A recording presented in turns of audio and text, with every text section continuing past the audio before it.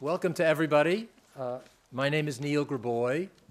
I'm the Dean of the Milano School of International Affairs, Management and Public Policy.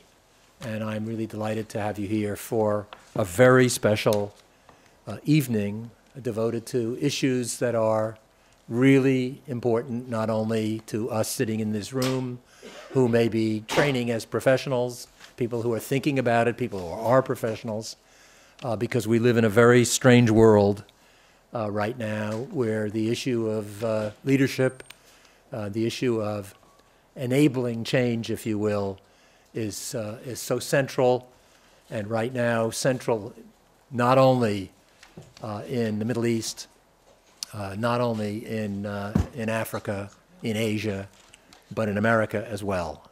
In fact, I've been trying to think about a place where leadership issues and change issues seem not to be so central as they are right now. We're pleased that we're offering in the Milano School a new certificate program in leadership and change. And we're offering it because we have the talents to do so, and we think there's real interest. And our certificate programs are programs for students who are either currently at Milano who want to, if you will, develop a subspecialty, or students who already have a master's degree from another institution who see leadership and change as very important. One of the questions that we have to answer, perhaps, or at least broach, is what makes a leader? How do they develop? What is the nature of leadership? And why can't we find more good leaders? The relationship to politics is important, and clearly leaders depend on a certain arc of history. Somebody who was a good leader 25 years ago might not be a good leader now, and somebody we thought may not have been a wonderful leader, I'll speak for myself, like Dwight Eisenhower. Every day I hear something new about him that he did to caution us as a country and represent the kind of forward-looking leadership that I confess I didn't see when he was president. The issue of religion now is increasingly important as the secularization of societies seems to be backing off in some way, raising new issues that are quite different from issues we've faced before. And the issues of history and culture are clearly relevant to what we're trying to accomplish. Our panelists bring an extraordinary range of experiences in human resources, consulting, at the UN, the nonprofit sector, and I'm delighted to say one of the panelists, Bobby Dorff, is somebody I've known for close to 15 years. And that's a shock to walk into the room and see somebody you met a long, long time ago.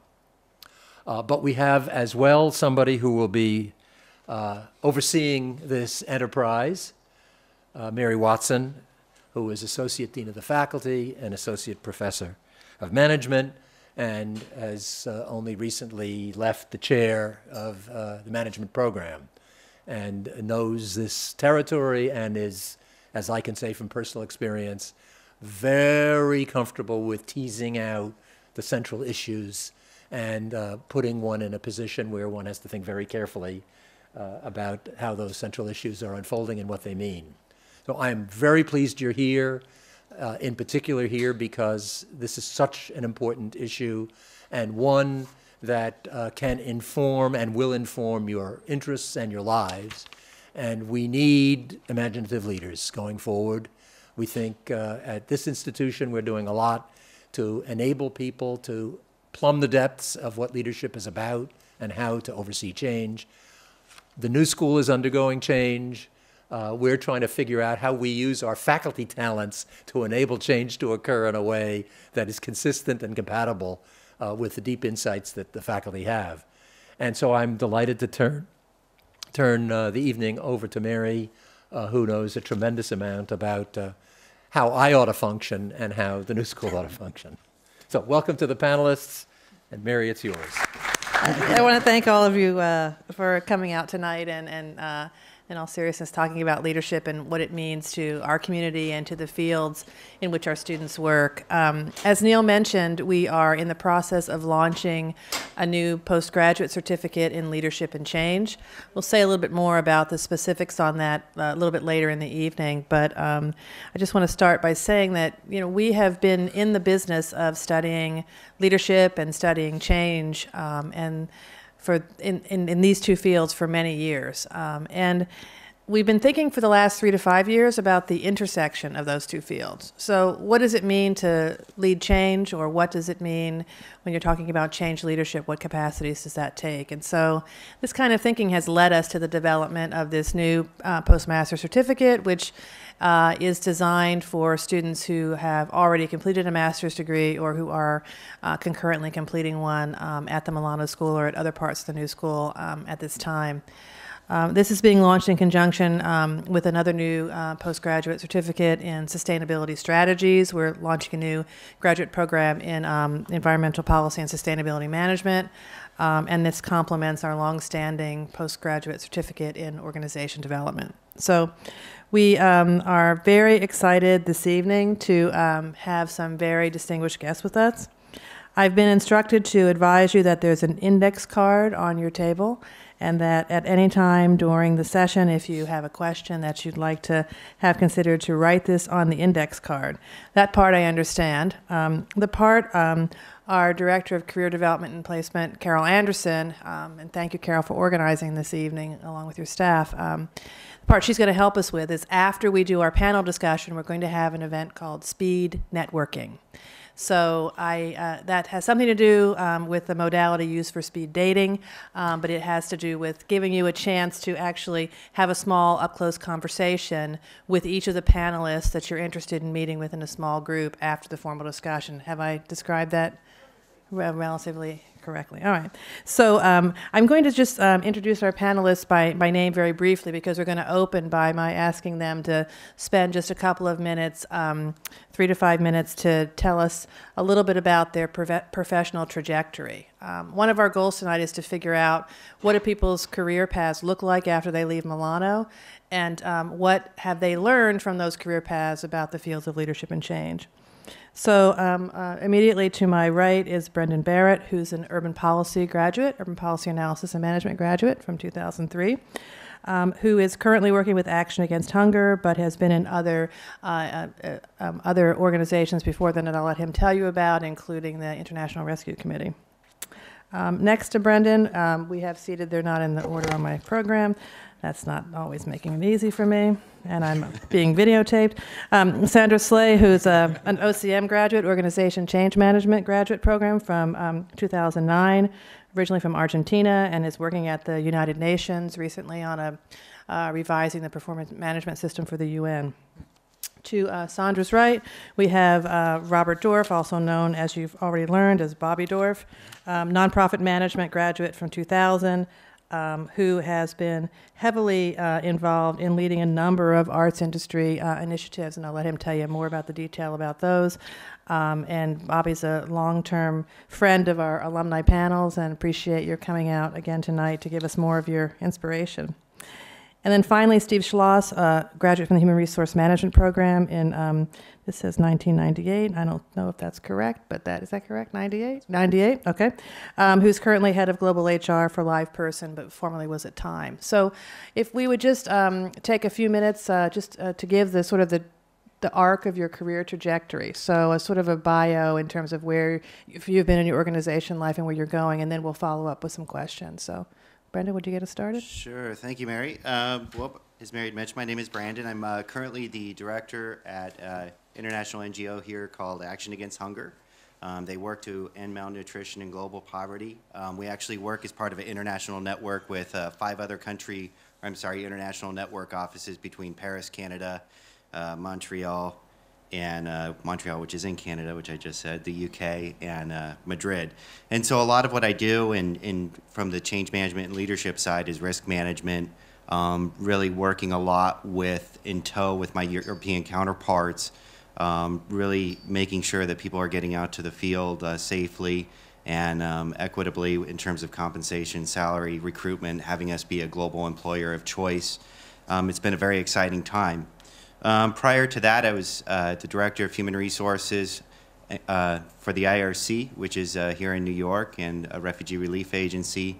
And with that, I oversaw the international side of it. So I was overseeing the international country programs, working with the country directors, working with the strategic leadership side of it, and working with senior management in New York. And prior to that, I was working in Darfur and with emergency response programs in the human resources side as well, too. So a lot with capacity building, working with counterparts in the country programs, doing static startups, and opening and closing programs. And that started my career in human resources about 12 years ago. I started at IRC as a HR clerk, and I thought at the time, and a couple years before I started Milano, that I would either be a country director or in DC being a lobbyist or doing something with my urban policy degree, all three things I'm not doing today. But nonetheless, it's been an exciting ride and transition, and I really love and working on the change in the leadership side and embracing it, and starting off with my next venture, which is actually in the next couple months. I'm going to be doing HR auditing and compliance with smaller not-for-profits and business organizations around the country. Thank you. Good afternoon, everybody. My name is Sandra Sayed. Can you hear me? Yeah. Bring it closer. Yeah, right. I'm originally from Argentina, and I moved here about 14 years ago in June. I grew up during a dictatorship in Argentina, and that was about 17 or 18 years of my life. So growing up, I always wanted things to be different, and I always wanted to change things and make them better. The best approach at the time was to become a lawyer. We didn't have OD or anything similar. So I became a lawyer. I worked as a lawyer. Eventually, I kind of got off my track because I became a corporate lawyer, and I wasn't very happy with that. So eventually, I moved here and worked for the UN in different capacities. I think since my first day at the UN, I knew there was something or everything that could be changed. So I really tried always to make things different from wherever position I had. I would say that in my 14 years at the UN, I've never had officially a leadership position. However, I think I empower myself to make things different. So a few years ago, I found out about this program, and I met Mark, and I learned that there's a name, or I could give a name to what I was doing, and it's called a change agent. So you may be a change agent, you don't even know, that that's what you're doing. I thought I was a troublemaker because I was always getting in trouble, trying to do things a different way than when people said, this is how we do it here. I'm like, no, I'm gonna do it different. So that's, it was very, important to me going through the program to learn that there were books about this, and there were, these were skills that people wanted to develop for themselves and for other people. So after finishing the program, I always worked in areas related to big contracts and managing large contracts, logistics. And I got the opportunity to do a project which was change the performance management system for the UN. So I worked on that for almost 2 years. And there was some success. I mean, we have a new policy, a new system. It has to actually be implemented, and obviously having a new policy doesn't absolutely change the culture of an organization. So there is still a lot of more work to be done. But my experience was over the years has been, and I think it's different from what you hear from Bobby's, always being a change agent from inside, which is not the same as trying to change things from outside as a consultant, as someone who is and has what we call, in school, the sponsors, or someone who is in a position of authority. So it is challenging. Sometimes it's kind of a lonely job to do this, and you know that once you change something, you have to move on and leave it behind. But when you're internal, it's harder to move on because you're part of what you're changing. So I think that was my experience over the years, to learn to know when, even if you are part of what you're changing, be able to move on to your next project. Thank you. I'm a big troublemaker, and I've been doing it for a long time. I'm not sure I actually know what leadership is, even to this day. I think I'm learning daily, and I think it changes every number of years as we change the way we communicate. I originally, after graduating college, went through a bank training program in the corporate world. So I have a corporate background, and after about 2 years, I said, I can't do this. I can't work in the corporate framework, corporate structure. And due to some circumstances, went back to the family business for a little while. Was involved with the family business, so I was coming in theoretically as a leader because my name was on the front door. Whether that made me a leader or not, I have no idea. I'm dubious. And eventually sold my business to another very large corporation, and theoretically came into that business as a leader because I just sold my business to them. I come from a fairly entrepreneurial background, and here again, I'm going back into the corporate structure again. Very large company with, I think it was about 15,000 people at the time, and about 250 offices throughout the globe. And I had responsibilities internationally in the United States and internationally, and answered directly to the board of directors in the United States, who answered directly to the corporate board in Switzerland. Lasted surprisingly for about 6 years in that environment. Simultaneously, I wanted to get back to my entrepreneurial roots again and started two restaurants with a couple of partners, and created partnership agreements, and started those businesses. The one in New York was about a $5 million business, and the one down in Ellicott City, Maryland, between Baltimore and Washington, was about a $3.5 million business. Those went its course. They went their courses, and at the same time, decided as those were kind of they were set up and going their route. I kind of figured out, okay, so what do I want to do with the rest of my life? I had spent a lot of time in the corporate world, some entrepreneurial experience in logistics management, family business. What do I really want to do? And went back to Milano at the age of 37 and got a master's in nonprofit management. I really enjoyed the not-for-profit sector, particularly in the arts and cultural environment. And I wanted to participate. I wasn't sure how in that environment, and thought that the best way to walk the talk was to go back to grad school, which I did. Have a master's in nonprofit management, but I have a huge interest in policy issues. Graduated in 2000, and I've been working in the arts sector now for approximately the last 11 years. I think I still have about 1 or 2 more careers ahead of me.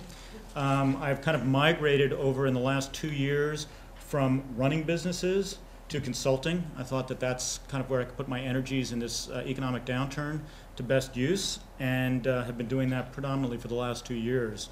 I wish that there would have been a program in leadership and change, because I've been doing it for a lot of years, and I don't even know if I'm doing it right, which is kind of scary. In fact, I might not want to be in the program to find out how much I've been doing it wrong.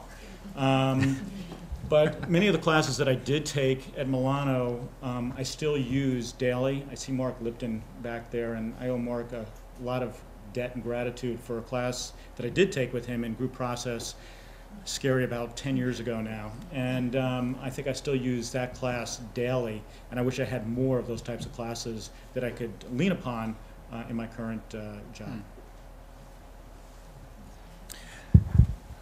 Hi, everybody. I'm Steve Schloss, and first of all, I still have my bag from group process, so it's packed away somewhere. And I have to look in it because I don't recall what it was, but... And it could scare you. Yes.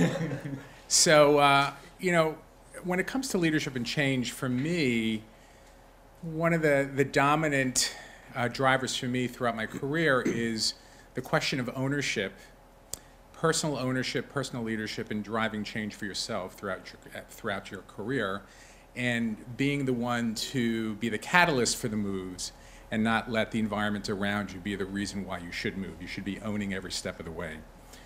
And for me, that started in college when I was an undergraduate, and I called my father up saying, you know, I took this class in organizational behavior, and I was an accounting major at the time, and for whatever reason, the class spoke to me. And ended up switching majors from accounting. At the time, it was called Personnel and Industrial Relations. And my father was very upset. But in the end, it's what I wanted. It was my passion. It was my first moment of personal change that made a difference for me.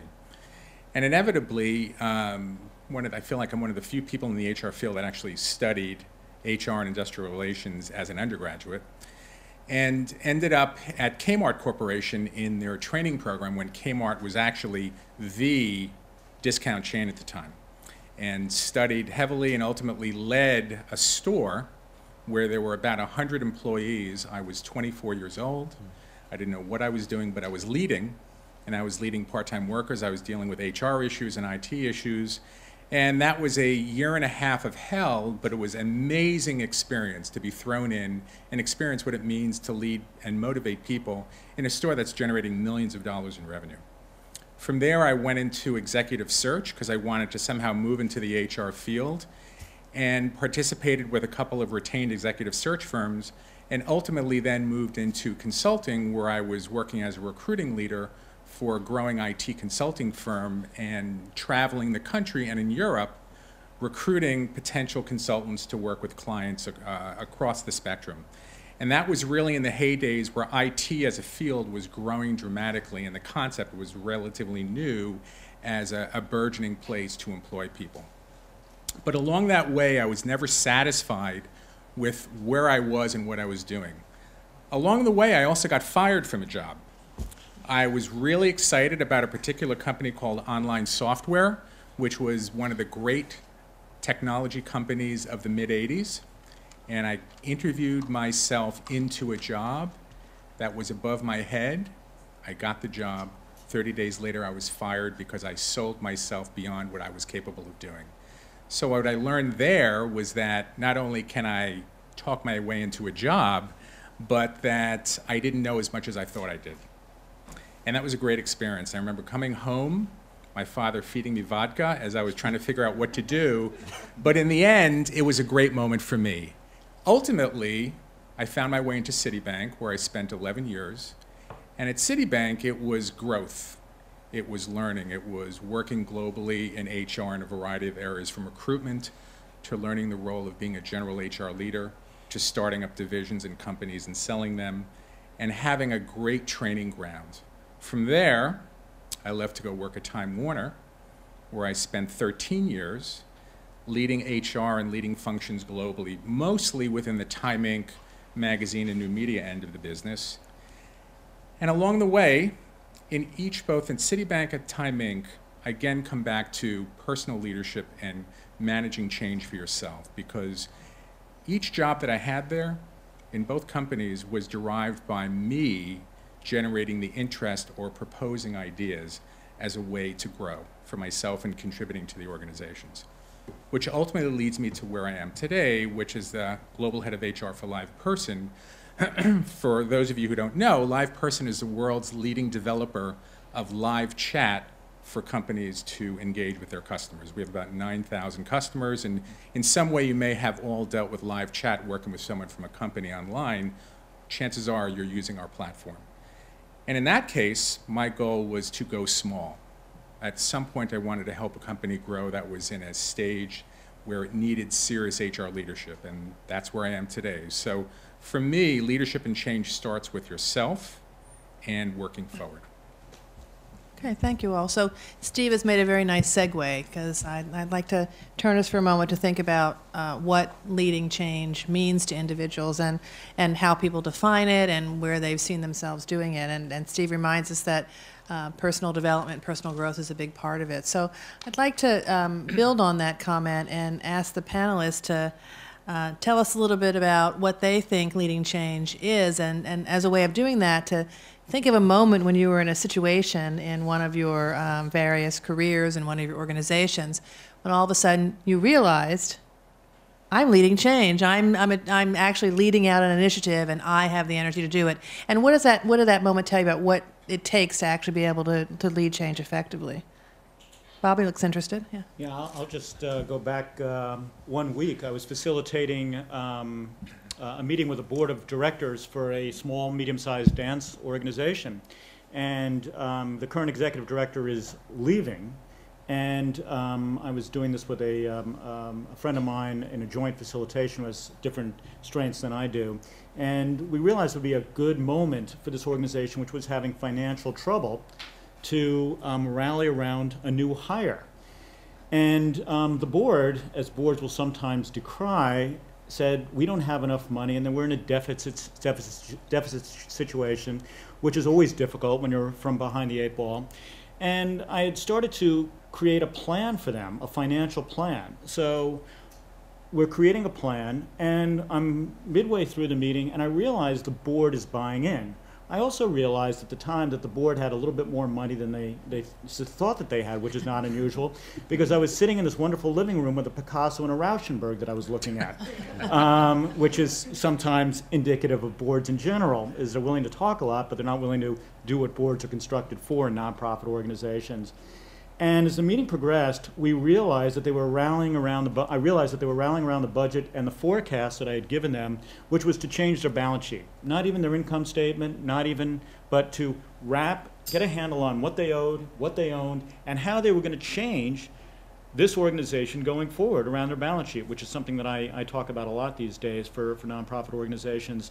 And as the meeting progressed, everybody's complexion changed. Their demeanor changed, their body language changed, the conversation changed, and I walked out of that meeting, it was about 4.5 hours, really happy because I felt good about the energy level in that room. I then found out from the artistic director the next day the 2 board members had written significant checks because they were so pleased with the way that meeting unfolded, and I knew that the dynamic of that organization was going to change before the end of their fiscal year, which was June 30th. And that made me feel really good. And what we really were rallying around was bringing the organization into something I talk about all the time, alignment. Their capacities, what they have coming in, what they have going out, and enabling them to do the programs that they want to do around, since with arts organizations, the organizational and artistic vision. So that's an immediate situation in the last week even. All right, I'll share one. So, bless you. So at Time Inc., if you can imagine about 5-6 years ago, let's say maybe even 7 years ago, when the internet in terms of ad revenue was driving the growth of the internet, Time Inc. was making 30 cents on every dollar of advertising that was being spent. It was a cash machine. It was generating really profit, and it wasn't very difficult to do so. Along came other companies who suddenly disrupted the model of business. And that model is such that no longer are you in control of your destiny. And part of our challenge was, how do we take an entire global sales force who is used to selling a certain way, who is used to working with their customers a certain way, and how do you turn them into experts to be sellers of the digital space? And how do you take people who are used to engaging a customer a certain way, who are embedded in their approach, and ultimately, for the survival of their company, how do you turn them into people who can sell a platform versus just pages? And ultimately, the bottom line is we went through a 2-year experience where we essentially had to train about 1,000 people the basics of what it means to think, act, sell, and engage with those who are themselves going through enormous change, as not only is digital media changing publishing, it's changing advertising, it's changing the world of those who are looking to advertise in the first place. And to do so required an enormous change effort from the CEO on down, and being the facilitator of that change was a risky proposition for me, because I had to be the one to convince others to participate as much as they might have resisted. And what I've learned through that experience is, when you're in the position of trying to change an environment, a culture, you really have to understand the readiness of an environment, and you have to work within that readiness framework to be able to move at the speed that is appropriate. Because unfortunately, as much as you'd like to move things quickly, you realize that being the changer is more difficult sometimes than being a changed person? Mine is actually ongoing and current. As I mentioned, I'm the HR director for ACF at Action Against Hunger, and I started there a little bit over a year ago. And I accepted the position basically from overseas. So I had interviewed for the position with the executive director by phone. I interviewed with the department and the people I spoke with, came to New York, and I just got really excited when they offered the position. I'm like, all right, let's do this. And I walked in, and it's a really vibrant and very great organization to work with. And one of the things I didn't really take stock of right away is what is the stock of HR to the rest of the organization. And I realized walking in there, with me not doing as much research as I probably would have become prepared, it was a little lower than I probably would have anticipated as well, too. And with that, there was the question right away is, what is your State of the Union? What are you going to do to change the department around immediately? What are you going to say yes to? What are you going to change? What policies are you going to go out with? We've had these problems over the past couple years. What are you going to do about it?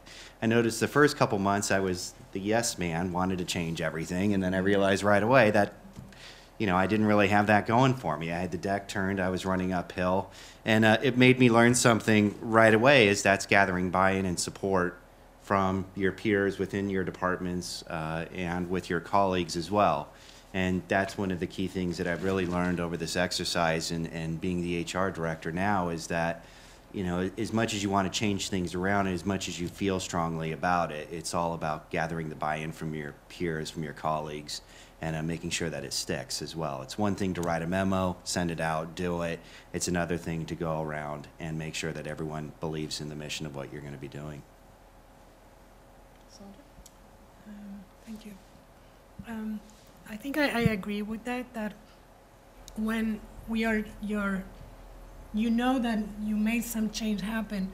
In my case, it has been in cases when I try to influence a process and start a buzz and make something happen by saying something or talking to different people, but never being the protagonist of the story, always staying, behind the curtains. And I know the change happened when I started something that it was my idea, or I said it around, and then someone, some time after that would come to me and say, you know what, I have the best gossip. This is what they're going to do. And then I hear, exactly my idea. So then I know, it's ticked and it's happening. And nobody needs to know, where it came from, but then you know it's working out. Okay, so I know that we have a wealth of different kinds of organizational experiences on the panel, and one of the things we're thinking about as we think about the Leadership and Change certificate is, does it matter the context of the organization that you're in? And does that context significantly affect what it takes to be effective in bringing about change? And so sometimes you might think about that as the difference between the nonprofit sector, the private sector, or government, but also differences by industry or field. So I wonder if you have some insights about what difference it makes, what context you're in, and how do you actually go about assessing what's appropriate under any given circumstance?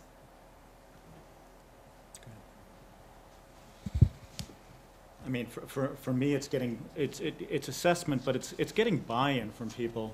I think you can lead, but doesn't mean anybody's going to follow, which becomes somewhat problematic. And leadership is about people actually following what is being put out there and having a vision. And there are organizational visions too. I mean, leaders have a vision for departments or a division of the company or the whole company, and that kind of depends on the size of the organization, which I think is important also. Mm-hmm. I am most effective in small organizations. I am not effective working in large organizations. It's not my particular style. It's not part of my core values in the way I lead. I'm pretty much, as we were just mentioning, I like to work with a bunch of small people, get buy-in, find out what they're thinking, get feedback, and talk about an issue or talk about change for change's sake doesn't make sense, but what we want to affect and what we want to change and how we want to go about that, those processes. In-process measurements we're going to make, or at the end, what we're going to measure, and what's happening with the internal environment in our organization or company, and what's happening in the external environment, and what changes we make, how that's going to affect us internally, and how it's going to affect us externally. So I think that the type of organization or type of industry you work in is really important to assess what where you're going to go, and then implementing changes that are doable and can be effective. And sometimes there's small changes too. I think you were mentioning you can't go in and just make the big change. It doesn't work. And affecting change that is the right amount of change and the right size for an organization. And I think that's really kind of important as you assess what you're trying to affect. It's an interesting question, Mary, because I think, first of all, I think that the discussion around change is in some ways not a real discussion anymore, because the world is a changing place, and so it just is kind of a business as usual question. How do you adapt to an environment of constant change, and how does an organization address external and internal change on a daily basis? And from my experiences working in larger organizations before, working in a smaller organization as I am now, you may not feel the rate of change that's going in on the outside because you are buffered by either so many levels or politics or other things that prevent you from recognizing the urgency of the change, because there are so many barriers to change happening quickly. To the environment that I'm in now, which is driving change in an industry, and every decision that we make from the board on down has enormous ramifications for our customers, and otherwise every dollar invested, every dollar made means something different. And it's very satisfying to, again, be the driver of change, but the risk factor goes up exponentially when you're with a smaller company, given what you're dealing with. And so to some degree, environment is important. The context of every industry, of every company, is to some degree being disrupted as we speak. And so really it becomes a how do you manage risk as a normal course of business now going forward. Can I add something to what two words that I use when I'm talking about change are sustainable change and stable change. And I think I forgot to mention that before, and I think it's really kind of important that when you implement change, the organization still has to be stabilized, and it has to be sustainable. You can't change it for a minute unless it's just an inflection point. You really want to sustain that action going forward for the organization.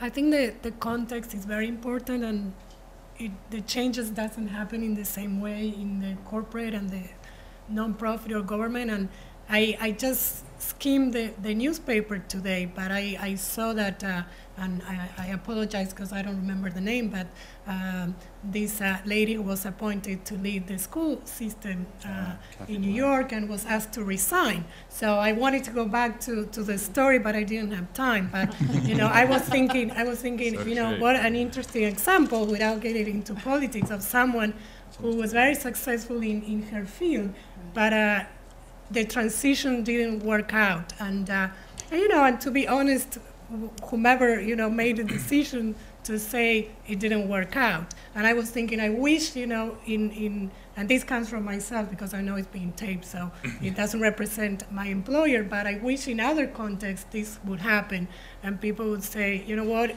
it didn't work out, it wasn't the right fit, let's move on, and let's not suffer, all together when this is not working. So definitely you can translate, skills and success stories from one environment to the other one, but you have to be, ready for the transition. It just, it's not a cookie cutter system that, right, whatever worked in one place, you're just gonna apply it to the other one. So I thought that, was a good example of, a transplant that didn't work. It's hard for me to compare like the corporate to the nonprofit to the social services. My experience is primarily in HR and even more in not-for-profit. But what I can say within that is there's a wide bandwidth. You have city service agencies, you have international NGOs, you have European-based folks, you have folks that are based all over. And one thing I've seen that's it's been pretty concurrent and relevant is always staying relevant with your audience and who you're talking to if you're going to influence change and how you're going to go about doing it. A conversation I have with someone at ACF of where I'm at now and talking to my counterparts in Paris and trying to introduce a new rollout is significantly different than what I would be doing at an organization that's based here that I've worked with that might be considerably smaller, funded by the state. And for me, those have been the little wins that have allowed change in leadership to go hand in hand.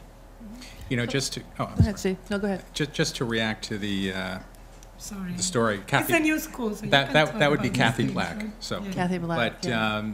I think that's a cautionary tale, and your point is actually a good one, which is organizations of any size, any type, within any realm, the notion of recognizing that change is particularly focused on the people you bring in and the cultural kind of commitment, readiness, and capability of someone that you bring in is a key part of this. And I'm a firm believer, and our organization is, I think, believes as well, that when it comes to change and leadership and the people you bring in, you hire slow, but you fire fast.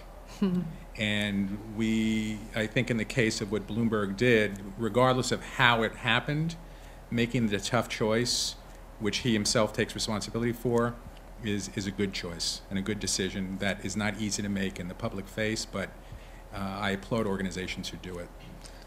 So Kathy Black is a cautionary tale and an interesting story that raises the question of, to what extent does the role of gender or culture, a number of you have worked across cultural differences, a number of you obviously have been in different kinds of international organizations, worked across domestic differences, obviously worked across gender.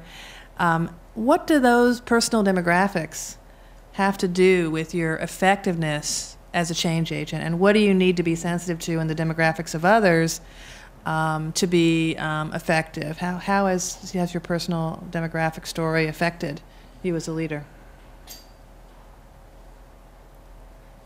No, I know that when I sold my business, as I said, I'm more entrepreneurial, and I sold my business to a very large German-Swiss corporation, which had a very top-down management structure, just the antithesis of what I was mentioning before. And when I went to that organization, and it was an asset purchase of which I was, one of the assets, so to speak. I have another way of putting that, but I won't. In capital, Right. end quote. It took me. I was coming in, and I was purportedly a leader of an organization or a corporation that I was running. And I was theoretically, my company was purchased because of what it did and theoretically what it did well. And I was supposed to integrate that into this very large company, which had its own norms and its own way of conducting business. It took me about one day to figure out we didn't fit. How are we going to manage this integration if we didn't fit? And I certainly was scratching my head and drinking a lot, I think, too, to ascertain what I was going to do. And I realized, failure was not an option here. I had too many employees that were part of this equation. I was part of the equation, and the company that bought our organization had a financial interest in this as well. I'd say after about a month, I figured out how to make it work. But I think after 4 years, I never integrated into that corporate culture. Mm-hmm. The management structure never really appealed or worked for me, and I needed to get out ultimately, which is the other way, is figuring out where you fit in and where you don't. I stayed through that cultural difference, made it work. I was very happy. 15, 16 years later, several of my employees still work for that organization, and have taken on leadership positions. I went back for a mini reunion last year. I was very, very well received. and you kind of make the most of the situation, or at least made the most of the situation. But you have to always be cognizant of where you fit in, where you don't, what the cultural norms are of an organization or a company, and work around that type of situation and make it the best as you can. And there's no panacea for it, but it's. I actually found humor worked for me. Sometimes a little sarcasm worked. Believe it or not, integrating that culture into my own, little things like I put a candy jar on my desk, and people were walking in every day to steal chocolates from me. It's a German company, German Swiss company. I mean, and I got to know all the employees, and I got to know all the employees on a very social basis, and I took the business jargon right out of the equation. And it was so little steps you can do to become part of the social fabric of a company. Yeah, I would say that everyone's success here is really, in some ways, predicated on your ability to work as effectively with anybody from anywhere in this world, and that there are some basic skills that are required for us to communicate effectively, to work effectively. And what I've found, having worked in very different organizations and cultures, working here and abroad, that there are some basic tenets that I've found over the years. One is all about authenticity. You are who you are, and you should embrace who you are, but you should also embrace and care about the people that you're working with, and that there's a recognition and a connection that comes with it. The second is the simple act and power of listening. I think we tend to like to get our point across more so than we like to listen. And the ability to do that well goes a long way towards working cross-demographically, cross-culturally, and so on. And to me, the third is a function of honesty. But honesty is tough because not every culture looks at honesty in the same way, and how you address honesty and how you speak plainly. Everybody has their own nuance towards how to communicate. And I think those are the three things that have helped me along the way. And in the end, the one other experience that I think is useful in terms of working demographically and addressing change is also the underlying nature of the industry or the business that you're in addition to being global, whether it's a nonprofit, an NGO, or it's a large private company, is some organizations are very left brain and very process intensive, and some organizations are very right brain and creative. And the nuance to be successful in driving change in those cultures, in addition to the types of people you're interacting with, creates a very complex situation. That to what degree are you intuitive to be able to figure out the nuance and ways to be able to drive change forward, which makes it a very interesting challenge, but a satisfying challenge nonetheless. Take a stab. Yeah, I guess working at the United Nations, you have to be aware of the differences every second of the day, and the more you understand and work with them, you can make change happen. But you do need to know more about and learn about the different cultures and ethnicities, and really even people come to you and ask, point blank, what is your religion? And depending on that and your ethnicity, you may be able to travel to certain places and be relocated. So you do need to disclose that, because otherwise you may be in danger. So it's very, very different, but also those differences and that diversity makes changes very difficult, because it's very difficult to address all of them and to address the member states of the UN from almost 200 countries. How do you make all of them happy? So you do have to pick your battles and see, which group is going to be happier with which change. But definitely you can see the differences in the cultures from the different member states, and the more developed countries or industrialized who are asking for more internet and online based business, and less developed countries who said we're going to be left out. We need to do one-on-ones, and even go into the detail of recruiting people. And now, you know, we go through different trends. So now we're doing a lot of the interviews over the phone because then it's equal for everybody. So even if you're based in New York and they're interviewing for a job in New York, sometimes you have to only do it over the phone. So nobody can see anybody. So you go to sometimes those extremes, and you may recruit someone who is, you know, 2 blocks away, but you cannot see them. So, you know, those are interesting things that you have to work around the differences and the different cultures, but you definitely have to be aware of them. And also see if that, you know, as both said, if it's something that works for you, because it is a lot of work, and you have to really, really take that into account. I mean, I learned my lesson a few years ago when a Japanese colleague got promoted, and I gave her a big hug, and she was terrified, and she didn't talk to me for a year. And now we're good friends, and you know, she was for a while in Kosovo, and when someone traveled there, I said, when you go and see her, said, I have something from Sandra. And she knew he was going to run around, you know, after her to give her a hug. So I did, you know, learn that little detail, and really, you know, even how do you say hello to people in the morning, depending on their culture, it would, you know, make a big difference for you. Just tying on to the earlier comment before, I heard being a really good listener, and that's one of the things that I'm always continuously trying to work on. It's something that I'm always aware of. It's something that I notice when I go overseas and travel, or in New York or wherever, that I realize it's more and more important, and it's one of the key attributes, I think, to being a really good communicator, but also a really good leader and implementing change as well. If you don't know where your audience is coming from, if you don't know who you're talking to, or you don't understand where those needs are, it's going to be really hard, and you're not going to be able to influence change. Agreed. Okay, I got one more question before we open it up to the audience. This is our all-time favorite question for all alumni panels. Those of you who have served before will know what's coming. Each of you had a magnificent experience in your graduate education at the Milano School, although it may not have been called the Milano School perhaps the whole time.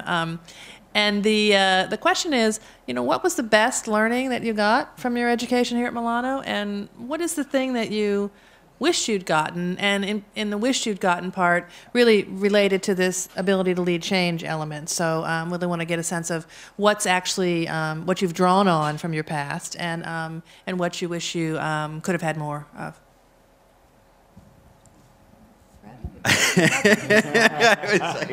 It's all bundled up, ready to spit out there.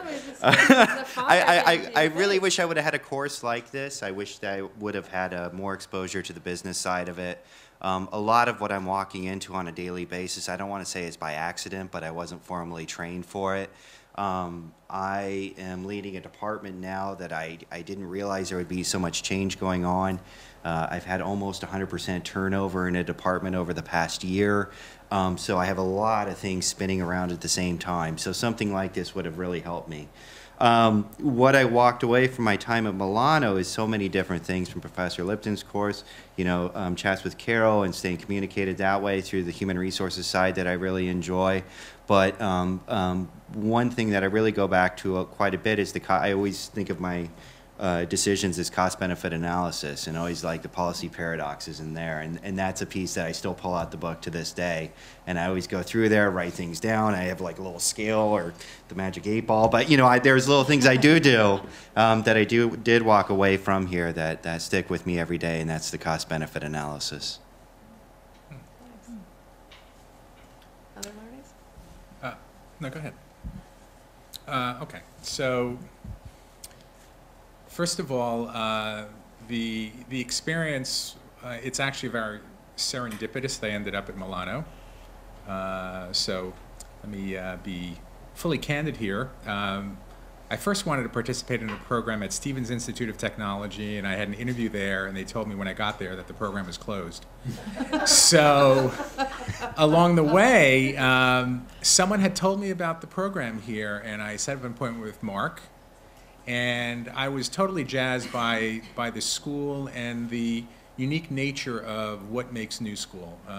It doesn't find itself in the corporate space.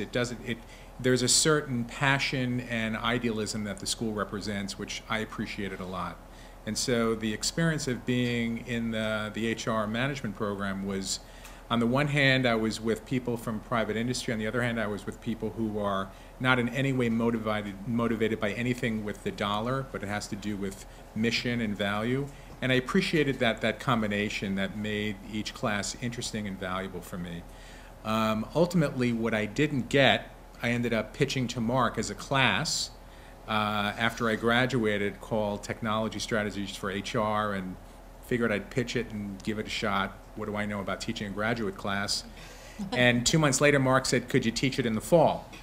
And that was 13 years ago, and being part of the adjunct faculty here has been great, and to continue to be part of the university community is great, because I really find this environment very motivating and eye-opening, because nothing is out of bounds for conversation, and that I appreciate.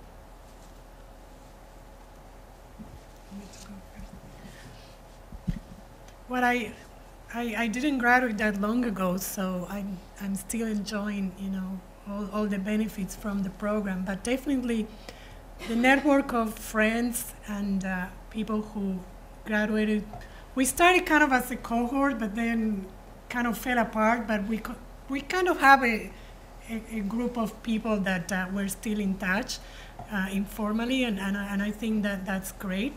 And I think one of the biggest learnings for me is this whole thing about it's all about the process. You don't need to know the answers. The answers are in the room. And I think that was a great learning for me. And when I'm in front of a group of people or facilitating that, people that would always say to me at the end, you're so comfortable, you don't have any papers, you're not running around. I'm like, no, I don't have to do anything. You're doing all the work. and to learn that, that's okay, I think for me it's a great takeaway. What would I like to see more? I think something that it might be important, which I don't think it's what Milano is the best for, but there might be a need to do some more classes in the area of business. I have to say, and I mentioned it to Carol, that in a very naive way, last year I landed an interview with McKinsey. And I always thought, I hear about them, I met their consultants, they're like the smartest people in the world, and I said, I have this whole diverse background. I said, this is amazing. So I had, I got it through a contact. I didn't know people, tried for years to get an interview with them. So I'm completely ignorant about the whole process. They send me an email with all these videos I have to watch. I have to read a book about the McKinsey way. And then they say, you're going to have to do a case study. That's right. I'm like, I have no clue, because I never studied an MBA. I don't have friends who have MBAs. I live in a completely different world. So I buy all these, case study for dummies, and I read this whole thing, and I have to figure out the price selling point of beer. I'm like, okay, this is insane. I have no idea what I'm doing here. So you have to do all these math calculations over the phone. It's a 20-minute interview with someone who is very fast and who was like 15 years younger than me and has 15 degrees. And I'm like, okay, this is no good. So it was an absolute disaster. I was an absolute disaster. I mean, I just froze. I couldn't calculate anything. I had no idea what I was doing, and that's not me. So on one hand, it was good to know that, if that's what they're looking for, that's the same test that they do with MBA graduates who prepare for this. I think there's a class only on case studies, or they get coaching, I don't know. So, but it was also a good lesson for me to know that if you have this kind of background or you're studying this, and if you want to go into the big consulting world, then talk to Carol and do a bit more research than I did, and maybe do a class, or there might be something that Milano can help you out with this, because I was completely and absolutely lost, and I have no idea what I was doing. So that was my only learning experience over the past year. Just an interjection, Sandra. We are now teaching elements of finance and through the case method, and it's been a very popular course with the change management students. Right. And we'll let you audit it if you'd like. So. Well, they told me They told me that they gave me feedback over the phone, and the feedback was pretty devastating. But they told me that in 17 months I could try again. So I don't know. It felt like a Hollywood audition or something. I think I had better luck in a reality show. So I don't know if I'll try again. But it's good that you're doing this now. So I came back to I came to Milano for very specific reasons. I had been in the corporate sector and I wanted to move into the nonprofit sector. So basically, I had to learn about a whole new sector, which Milano was great at teaching me. I learned a lot about the nonprofit sector, and there are lots of classes that helped and bridged that divide for me. I think I was able to make the transition with my previous learning into the nonprofit sector, but I did have to rewire myself in order to do that. And I think after my 2 years here, I was in a pretty good place to do that. But I did, Milano was very good at preparing me for that. That said, things change.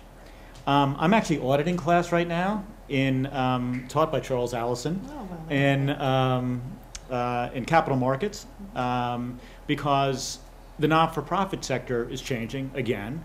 Brought on very much by, over the last 11 or 12 years or so, by various cycles in the economy and two substantial down markets, capital markets, which are going to dramatically affect the not-for-profit sector, I think, and are going to change it even further.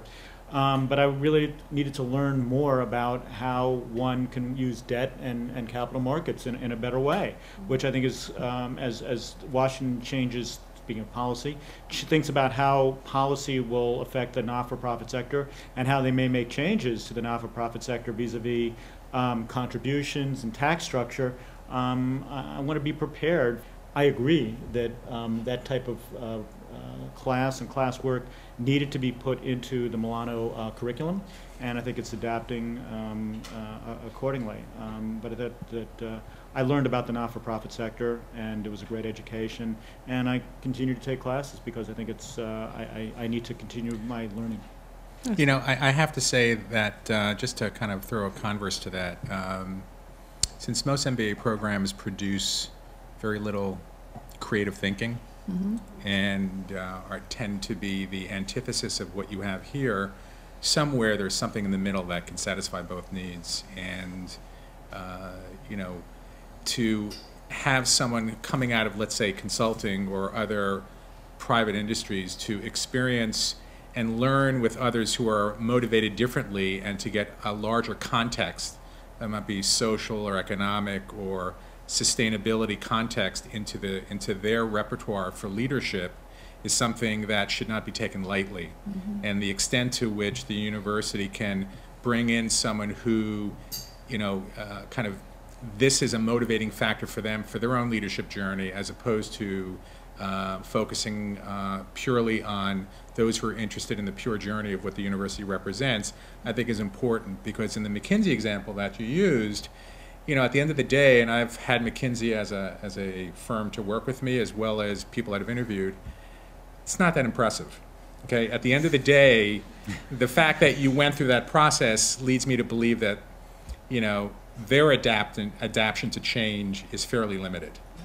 So I think at the end of the day, it's to what degree can the content within this university be used as a reason to engage people, for them to think differently in their otherwise non-creative worlds. So, I mean, the paradox about that is that the McKinseys and the Price Waterhouse are the consultants many times hired by large organizations to advise them on how to change. So, I mean, that's why I always think, you know, on a lateral side, I thought maybe I can go into McKinsey, so then I can consult with the UN and try to change it the other way, because if the people they have working there have that mindset, no wonder, you know, what they advise doesn't work. So yeah, there is something there. Okay, so let's see if we have some questions from the audience. Amanda, yeah. Hi.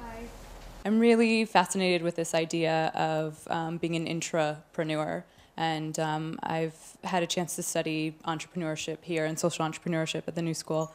but I'm really interested about making change from within. And so I'm wondering, I'm sure you've all have had experiences, but Sandra, if you could talk a little bit more about trying to make change from within. And the example that you gave, a change happened, but you weren't recognized. So it was almost like behind the scenes you had to make that change. And I'm wondering, how did you feel about that? And were there other examples where you were able to be the face of the change? And how did that feel in comparison? I think, and again, it's personal styles. In a very large organization, there are many times when you don't want to be seen, or you don't want people to know what are you doing or why. And so you have to sacrifice sometimes being recognized for something or taking the credit for making the change happen. Because if people or your peers know that you're changing something, then the resistance may increase and the trust may be gone. So there are sometimes certain ways that you have to go around changing something without putting yourself, out there. I don't know if that answers. I mean, I would just add to that being a really successful change agent, the reality is it's not about you. In the end, you should be satisfied that the change that's occurring is actually done rather silently, and that if no one else does, what it took to get there, and that people, if they adapt the change and they internalize it and recognize that they made the journey, then you've been hugely successful. And the extent to which you can engage others to do the same thing, and ultimately it becomes a quiet revolution, is the true measure, I think, of quality change, as opposed to going out to the streets and overturning government. But in an organizational sense, whether it's the UN or otherwise, it's amazing how engaging people in various conversations and injecting into the system thoughts and ideas that lead to something is a very powerful tool. Okay, so now I'm representing someone in the audience. I'm going to put a couple of these questions together. The basic gist of these is, what advice do you have to help new graduates position themselves? And I think one of these specific questions is, how do you evaluate leadership potential in entry-level or lower-level managerial candidates or recent grads? And how can you help, what advice do you give graduates to how they should position themselves in this way?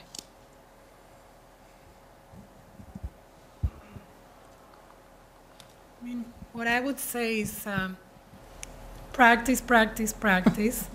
Put yourself out there and volunteer to anything that you can imagine or you never imagined you would be doing, from being in the board of your building, being in your community, being in whatever, if you belong to a church. Just practice wherever you can what you're learning in school, so you know what works for you and what are your strengths, because this is the time to do it. I mean, you get a lot of leeway as a student. So when you're practicing or volunteering these skills, you can always make mistakes because you're a student. So take advantage of that, because if once you are in a position, it's harder to practice. We practice every day anyway, new things, but this is the time to do it. Let me piggyback on that a little bit. When you're writing papers as a student, it's a great opportunity to take risk. I know you may want to worry about that grade at the end of the semester, but writing graduate school papers and envisioning where you want to work and writing papers about that industry or sector or a particular company is a great way and a great entree into that skill set and learning about that organization or that sector. So take risks in your papers. And just adding into that, I was just taking notes for myself because I realize there's things I need to work on in that as well. And that is, one of them is when you do take those risks, walk in with the confidence knowing that you're going to trip and fall and that you can pick yourself back up again. And don't be afraid to go back in the same direction. And then also, if you're going to say yes or do a project, always try to make sure to do it not to satisfy the people that are asking it, but because you believe in it and because you know you can get the job done. I would say, first of all, that the answer is not LinkedIn. That the truth is your ability to tell a story effectively and to really communicate crisply and clearly, whatever the opportunity is an enormous indicator of your ability. That's not to say everybody is an extrovert. You can be a very introverted person, but when asked, be able to provide a real cogent answer. And I would say, aside from the point about taking risk in writing, is really being a good writer. As someone who's been teaching here, it's sometimes I'm very disappointed by the writing level of people, and part of it is sometimes it may not be first language, but sometimes it's people not putting in the time to really appreciate the value of what you're going through, which is, it's not the grade. I completely agree. It's the experience and what you're getting from it. And so take it seriously, because ultimately it does pay off, because inevitably your ability to communicate, whether in writing or verbally, or just what we're doing, sitting up here and engaging an audience, is a key ability to assess whether or not a person has the talent to grow and ultimately flourish, because people will either be influenced by you or educated by you, as an example. So I'm going to dig a little bit more deeply in that question and to say, when you're evaluating a pool of candidates, what are you looking for? How can the folks in this audience distinguish themselves in this, as they like to euphemistically call it, the worst ever job market in 50 years or something, equally optimistic? How do you distinguish them, and how do they get seen, and what would distinguish them in terms of meeting them, and how are you evaluating their potential? Never underestimate the value of a cover letter, a well-written cover letter, and making it bring in the synergies between your life and telling stories. Telling stories is so important, particularly if you're applying to a mission-driven organization, and showing that passion in a cover letter, and making a compelling argument as to why you should be hired, and just trying to get in the front door, and then make a good presentation when you're there. I'm shocked how many people, considering all the public information that's out there right now, how few people actually do homework and even go to websites of organizations to which they have applied. In the case of a nonprofit, the 990s, their financial information is available, and it's amazing how little sometimes people really understand the financial situation of a particular nonprofit or the sector or an industry. So do your homework, make a compelling argument for your hire, and be articulate and be passionate, and come in with questions. If interviews work both ways, not only will I have questions of you, but you should have questions of me. And if I have somebody in front of me who does not have questions, I've got to be questioning their leadership abilities. Mm-hmm. I would say, and tying into the LinkedIn comment earlier, to try to find an in however you can with the organization within reason. On average, we get anywhere between 800 to 1,200 applications for 20 positions. With that, we do 70 interviews a month, and then with that, of those people that actually get hired for a job, it's a lot smaller. So what separates it is what I'm trying to figure out right now. That's my job. But one thing that I have seen that's been pretty consistent are people that are really knowledgeable about the organization, or people that have done their research in advance, or people that know the position inside and out and actually tailor their application or cover letter application to the requirements and the responsibilities of the position. Try to figure out ways to stand out, go to events, network, get to know people, know the industry, know the vernacular of the folks that you're talking to and how you can approach them. Yeah, I have a 21-year-old daughter who's busy looking for a summer internship, so all of this has been discussed, whether she listens to me or not. And one of the things that comes to mind, that I was just speaking to her literally 2 hours ago about this, is the nature of curiosity. And that aside from researching the place you're interviewing with, and one of the things that I'm very big on, is engaging in a conversation with someone related to where we are, what we do, and just ask them their point of view. And that leads me to understand, well, how much have they prepared, or what do they know, and how do they think? And I think it's important to recognize that your interests and what you do outside of what you do every day is as important as anything else. That you should be globally aware on a number of levels, because aside from personal interest, it will come in handy as you engage in conversations with future employers. Okay, I'm going to pause for a moment and ask Carol if she wants to interject a question of her own, or if she'd like to move us to speed networking, or to take a cue from you, Carol.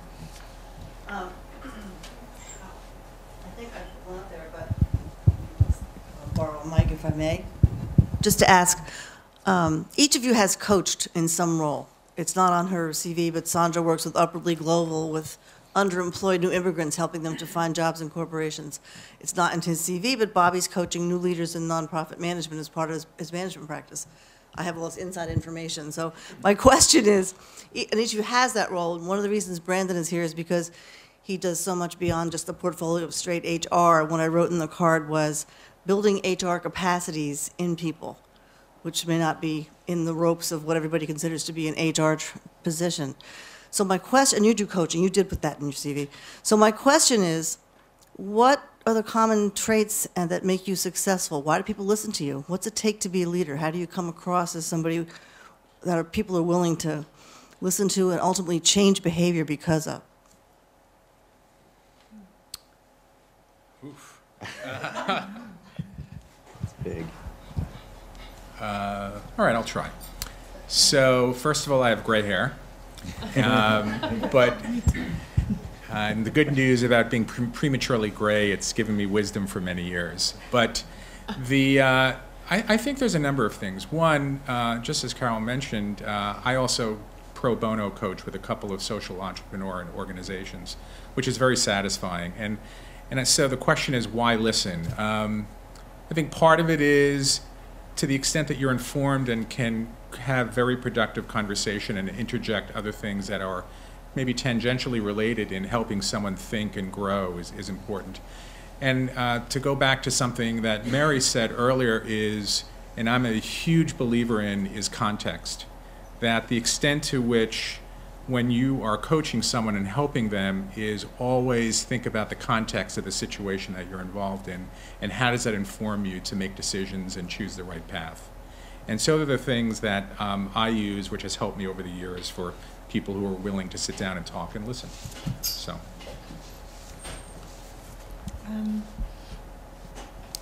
I'm not sure why people listen to me. I'm trying to figure it out, but it seems to be working because the people I coach, they're doing very well. And someone told me the other day, she went back to her notes from a few years ago. I think something, and again, you may learn in the program active listening, but it's also important for you, when you're going through the career. I knew that for me, maybe because I have a legal background, I was very comfortable with, or I am very comfortable with one-on-one conversations, and they're not easy to have. And I know, if you get the chance to take in the OCM program, if you take the coaching class, I know for some people it was very uncomfortable, and they really realized that's not what they wanted to do. They didn't like the proximity of the one-on-one. So you have to see if that's something that you feel comfortable with. Again, the active listening and letting the person discover what they need. Because again, the great thing about coaching is you don't have to have the answers. The person they have their own answers. But again, it's something that you have to practice to see if you feel comfortable with it or not. And actually, I took the coaching class with Bob Lee, and he asked me to be part of a group of people who are pro bono coaching Ashoka executives. I don't know if you're probably familiar with Ashoka, which works with, they call them change makers, individual entrepreneurs in different parts of the world. So I'm now coaching one of their, it's a young person working there, and it's a very interesting environment because it's an organization that is growing a lot, and their programs are very interesting, but the staff are already feeling these changes. So I'm not sure, how do you, I don't think you know if you're good at this unless you try it. I think that's something you have to try, to have this one-on-one conversation with someone. And it's not mentoring, it's not sitting down with someone and saying, I think this is what you should do. It has nothing to do with that. It's helping someone discover what is their potential and what are they good at. But you have to try it and see. It's almost like physical. For some people in the class, they were saying they felt their body, they couldn't take it. It's like group process, I know I had a hard time with group process, but I'm okay with the one-on-one. So again, find, what are your strengths and what are you good at. And then again, when you have to put a team together, then you know what other, skills or strengths you're gonna want in the team that are not your best. For me, the favorite part of my job is the coaching aspect of it. And so it's the part that I have the most enthusiasm over consistently. It's the part, if someone else has an interest in international HR, we can geek out and talk about recruitment all day. And I love that part of it. So why do people listen to me? That's a part, I don't know. I'd have to ask them. But I think it's partly because I always try to have a sense of humor. I always try to make light of the most interesting things. HR can be a very tricky environment, and working with the issues that we come into every day, it's one of these roles that I find if we were at a rock concert, I'd have the backstage pass, because I'm walking into everyone's files, I'm doing everything, I'm auditing everything, I pretty much know everyone's background, and I always do it with a sense of humor when working with someone that shares that passion as well. I also really try to slow down and explain of where I'm coming from. Because I do find in with the different roles I've had in the past is I'm either given a manual and someone walks away and I'm left a couple weeks to figure it out and a couple questions are exchanged, but no one's ever really slowed down for me. And so I try to return that by doing that to people that would like to listen and learn the international HR side. I also try never to get down or, just to blame things immediately. I'm a big believer in, trial by fire, learning, making mistakes, getting yourself back up, learning by failure. So I think people that I work with and build the capacity and coach, recognize that as well too, is I'm not going to come at them scalding. I'm going to come back at them with coaching and mentoring and building up their support. And I also try to get people to listen because getting people more equipped in their jobs makes my life a lot easier. Getting people and the knowledge, and I have a really good track record of hiring a lot of people I've worked with previously into next organizations I go into. I've already been warned when I leave Action not to poach half the staff that I'm working with now. So I take that as a relatively good sign, and most of those folks I brought from organizations previously. So, I take those as all accomplishments for myself and things that I really cherish. I kind of both mentor and coach, and most people come to me who are in the performing arts world because, to use the word, and like I said, I distrust this word in my case, but because of my leadership in the field and my skill set, and predominantly that's why they come to me. But really, it's really about trust, because they can make mistakes with me in a conversation, and it goes nowhere. And that kind of risk, we were talking about, I was talking about papers before, taking risk. They can take risk with me, and I'll understand the risk. I'm also a firm believer in humor, and putting it in light, that it's improvement, individual improvement, and individual change, and embracing that and bringing that into your portfolio of skills and cumulative learning. And I enjoy it. I enjoy the one-on-one interaction too, and helping people attain and achieve what is in their best interest and what they want to do. And I would just want to add one point, which is I look at coaching others as a privilege that one should never take lightly, and what goes on in that conversation is meaningful and powerful for both people.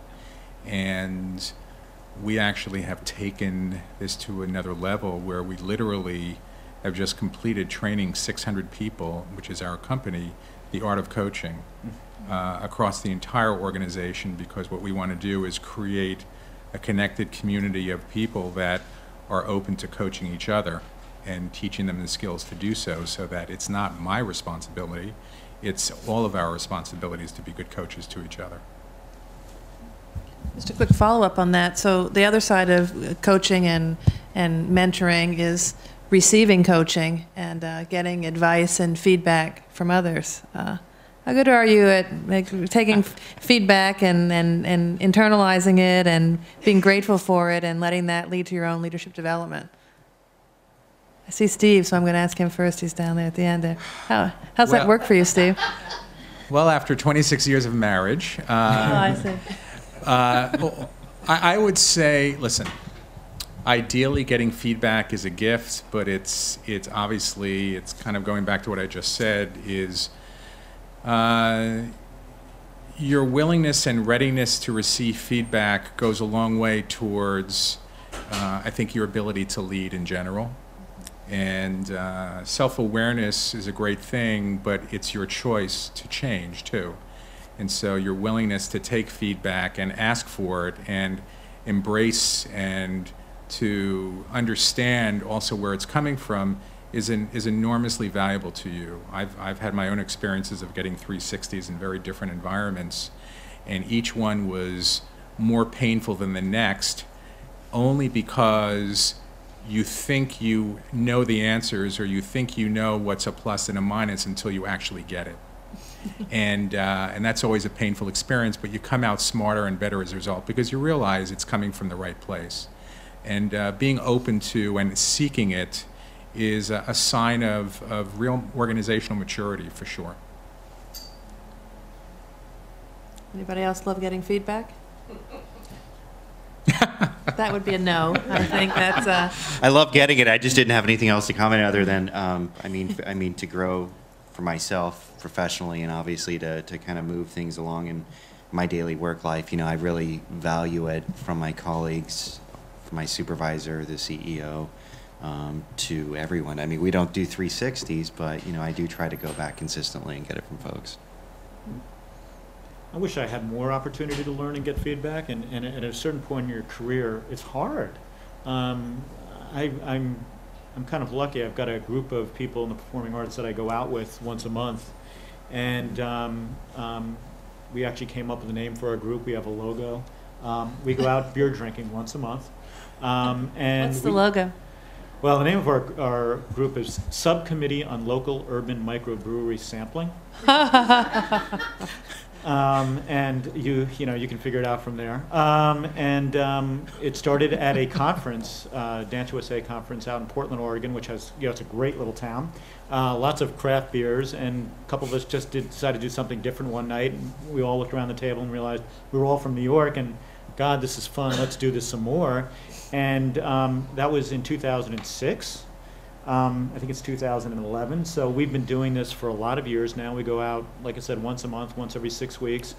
And we just talk about what's happening in the sector, the industry, our organizations, where we have problems, how would our peers solve these problems. And it's a great way. Peer networking, peer conversations are a great way to assess what's happening in your life and unwind at the same time.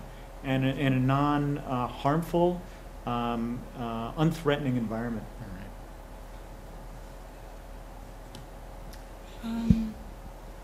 I actually, one of my next silent projects at the UN is the idea of peer feedback, because I know we do it in an informal way, but you usually, otherwise you don't make it. You usually have one person or a few people that you call to ask for advice on how are you doing with something, on how is it going, your best friend, even in a class. So that is peer feedback. It's just in a very organic way. And I've seen a few articles, but maybe I can learn from Steve that there are a few models now for this. And the other kinds of feedback, I don't know if, we all want more of it, but we don't get it, and when we get it, we don't want it. So I think it's a hard one. We are piloting at the UN a volunteer peer feedback, and I would say almost nobody's using it. People are very, very, they just don't trust the process. And they say, why do I have to give my colleague feedback in writing? I'm sitting next to him every day and I tell him how I feel all the time. So why do I have to put it in writing? And it gets very, very defensive. So I wonder if, like what you did at training, so people know now that this is kind of formalized. But I was wondering whether, if you do it in an informal way and just make people aware that they have peers that they can get feedback from, and maybe go there when you're not getting the feedback that you need from your supervisor. Okay. Don't just wait for that, feedback. So I think I'm going to just make a couple comments about the certificate, and then we'll break into some smaller groups. So as I mentioned at the start, we're launching this postgraduate certificate in leadership and change. And some of the thematics that we've talked about tonight, reassuringly, are actually parts of the ways in which we've oriented the coursework and thought about what the certificate is about. So there are 3 required core courses in a 6-course sequence, and I'll tell you just a bit about those 3 and sort of the logic behind them. So there's a course each in the areas of leadership and change. So we have a course called Leadership Perspectives and Practices, which really looks at prevailing models of leadership and unpacking some of those models and reimagining new models of leadership and what leadership should or could look like. It also takes a reflective piece to look at, reflect on your own leadership and get more perspective on that. The Foundations of Organization Change course is required in the certificate, and that's our introductory course in the change management program, which is really looking at different models of how change occurs, experimenting with some of those and some client-based projects, including an individual change facilitation project, and really thinking about opening up your mind to different ways of bringing about or engaging in the change process, either as a facilitator or as a leader. The third of the required courses is a new course taught by Mark Lipton, who's been mentioned many times this evening, but I'll mention him again just because I like to see him smile back there, called The Science and Art of Leadership Development. And this course is not about as much about one's own leadership development, but actually about understanding how to develop leadership potential in others. So as part of that course, there are 4 very exciting client projects that student teams are working in including Steve Schloss's organization, New York City, the City of New York, Google, and remind me of the 4th one, Mark, is going to come to me. The UN, I think that's right. But it's basically looking at some aspect of the leadership development of that organization and sort of taking an examination of how well it's working or make recommendations. The goal of the course being developing a model of how leadership development happens. I think that's a fair summary. Then there are 2 elective courses, which we think of as the context courses. So depending on what context you're interested in, 2 courses that look at phenomena in nonprofits or in international NGOs or in any other number of ways you might think about the context. All wrapped up by a practicum course that actually takes you out into the field to actually do a semester long, or perhaps we'll extend it over 2 semesters. Practicum where you actually lead out a change initiative and experience that at the same time you're interacting with your peers about what you're learning. So that's the basic ethos of it. I think Carol wants us to take a moment to break into some opportunities to mingle with some smaller groups. So should we mingle? Should I say thank you now, or should I wait till after we mingled, or what's your advice, Carol? I think thank the group right now for coming and being authentic and honest and sharing all these stories with us. Absolutely. Thank you. Thank you all very much.